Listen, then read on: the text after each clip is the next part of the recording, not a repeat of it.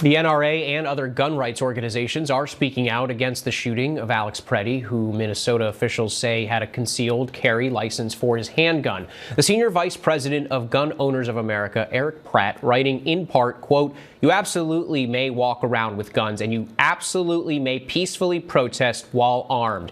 We have the First and Second Amendments to protect the right to protest while armed." Eric joins me now for more. Eric, first, what more do you have to say about Homeland Security Secretary Kristi Noem and FBI Director Kash Patel publicly condemning Pretti for bringing a gun to a protest after the shooting?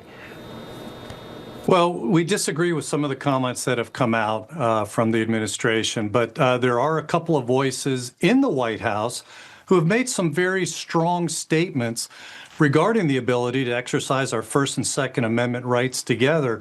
And we appreciate that because in the U.S., we have a long history of recognizing that freedom. I mean, consider the Deacons for Defense carried guns in the 1960s when they were protesting and protecting civil rights protesting civil rights violations. And while they were peaceful, there were some cases where they used their firearms to protect themselves after racist individuals surrounded them and started attacking peaceful protesters. And you can read about it in books like Deacons for Defense by Lance Hill. He's one of the founders of Deacons for Defense. But their experience shows that Second Amendment rights and peaceful protests are not mutually exclusive. And so we would like to see the administration uphold this right, even while still acknowledging that you can't use your freedom to interfere with a legitimate law enforcement activity, which is, I think, what many administration officials are actually trying to get at. And Eric, have you seen the videos of the Pretti shooting and what stood out to you?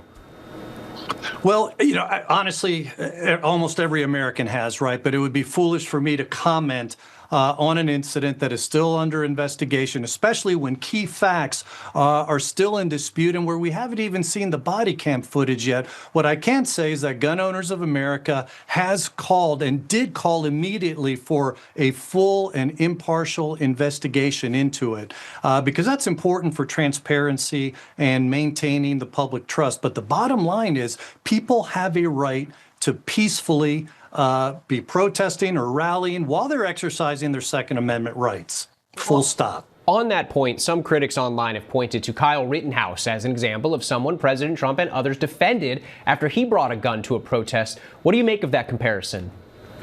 Yeah, well, he said that, the president said that after the jury acquitted him.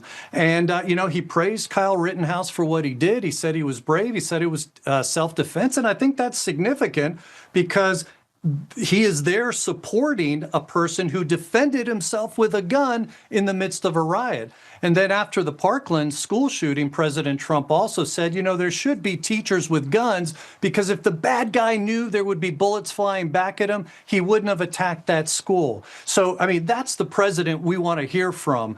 But, given those statements in the past, it does make you wonder if the president and many of his officials are simply trying to discourage people from using their freedoms to interfere with constitutionally authorized law enforcement operations, because obviously that you can't do. So where do we go from here, and what would you like to see going forward as federal officers face protesters while conducting immigration enforcement operations?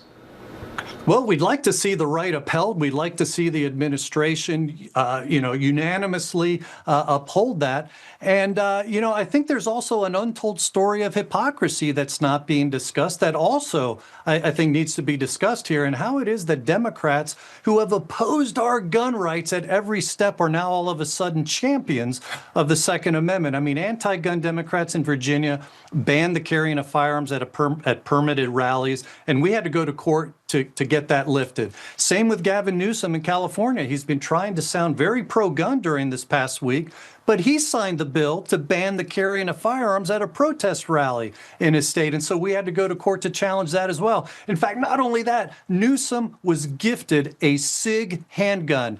similar to what Alex Pretti had, and Newsom had to leave it in Tennessee because he wasn't sure that he could bring it into California. So, let me just say, I'm glad the media is covering this story, but I do think there's a glaring inconsistency that also needs and deserves attention, and that is how Democrat politicians are now all of a sudden talking like big defenders of the Second Amendment while their record shows the opposite.